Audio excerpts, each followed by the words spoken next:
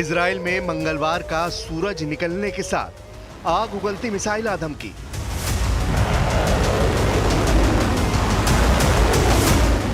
Houthi लड़ाकों ने फिर इजराइल को दहलाया। यह एक ऐसे युद्ध का विस्तार है जिसकी जद में ईरान भी आ गया है, लेकिन फिलहाल इजराइल उस कमांडर के सफाए में जुट गया है जिसने ईरान की खातिर नेतन्याहू आर्मी को परेशान कर रखा है।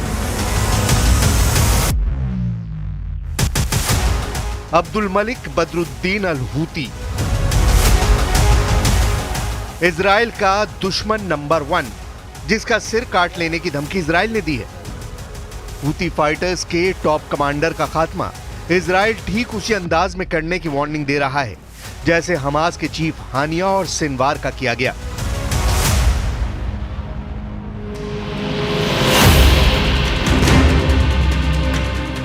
हूती की लाइफलाइन कट करने का पूरा प्लान इजराइल ने बना लिया है। इस मिशन की मजबूरी यह है कि हूती लड़ाकों का हमला रुक नहीं रहा। मिसाइल वही फिलिस्तीन 2 है। कभी दक्षिणी इजराइल तो कभी सेंट्रल इजराइल में मिसाइल अटैक के अलर्ट का सायरन बज रहा है। हूती फाइटर्स यमन में बैठकर तेल अवीव तक बारूद की बौछारें कर रहे हैं।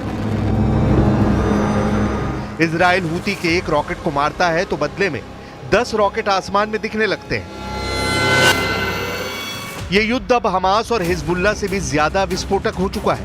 मंगलवार की सुबह हूती फाइटर्स ने इजराइल पर जो मिसाइल दागी उसे इजराइल में घुसने से पहले ही मार गिराने का दावा नेतन्याहू आर्मी ने किया है। तस्वीरें इजराइल के हमले के बाद धुआं धुआं हुई हूती की उसी मिसाइल की है। हूती के मिसाइल अटैक में किसी तरह के जानमाल के नुकसान की खबर नहीं है। हालांकि इजराइल की आपातकालीन मेडिकल सेवा मेगन डेविड एडम ने बताया कि पैरामेडिक्स ने 20 से ज्यादा लोगों को मेडिकल सहायता दी है। मिसाइल हमले के अलर्ट पर जो सायरन बजा उससे ज्यादातर लोग शेल्टर में छिप गए, जिससे मिसाइल तबाही को टाला जा सका। हूती के मिसाइल हमले से भड़के इजराइल के रक्षा मंत्री ने हूती को पूरी तरह बर्बाद कर डालने तक हवाई हमले जारी रखने का ऐलान कर दिया है।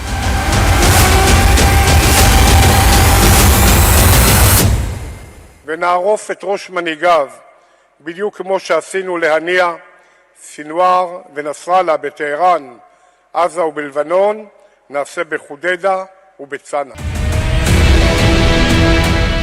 हूती फाइटर्स से नेतन्याहू पहले ही आर पार के युद्ध का ऐलान कर चुके हैं।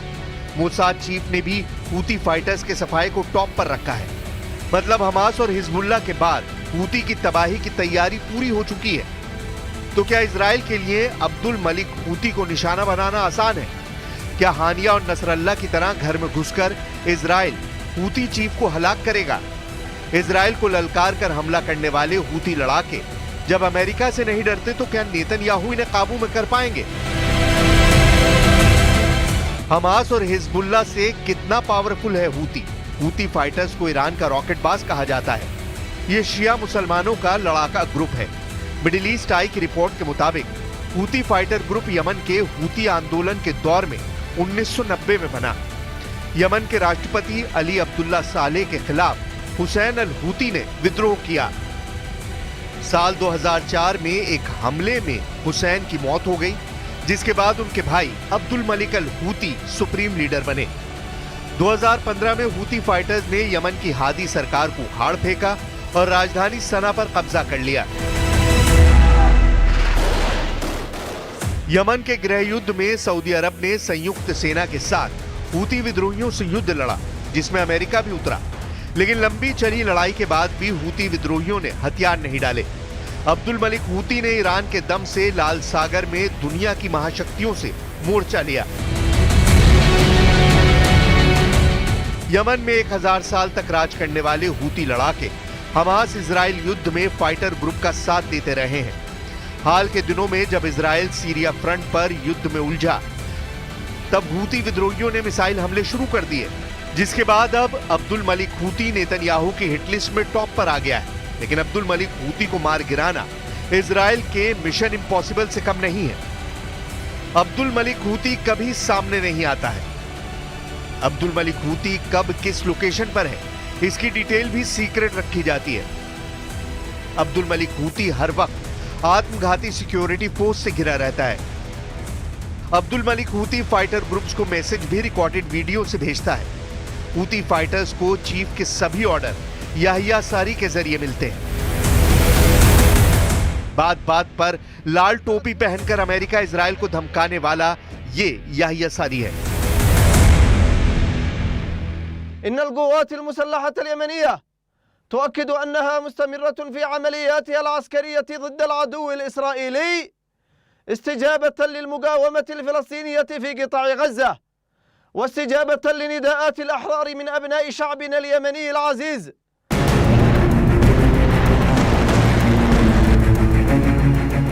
हूती फाइटर्स ने लाल सागर में जब से अमेरिका के जंगी जेट को मार गिराने का दावा किया है, वो खुद को अजय समझने लगे हैं। हालांकि इजराइल अपने दुश्मनों का क्या हाल करता है, ये हूती लड़ाके अच्छी तरह जानते हैं।